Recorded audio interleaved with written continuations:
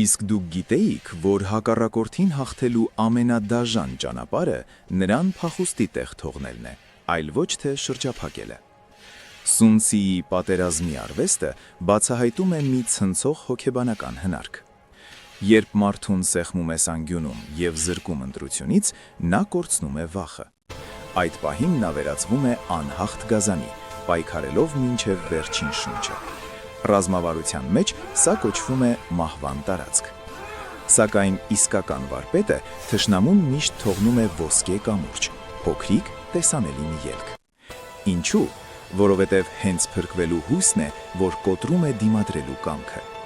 Երբ մարդը տեսնում է ելքը, նա այլևս չի կռվում կյանքի ու մահվան համար, նա ընտրում է նահանջը։ Մի ստիպեք ձեր հակառակորդին դառնալ հերոս, տվեք նրան նահանջելու հնարավորություն, և դուք կհաղթեք առանց կռվի։ Հավանեք, տարածեք և անպայման բաժանորդագրվեք, որպեսզի բաց չթողնեք նոր տեսանյութերը։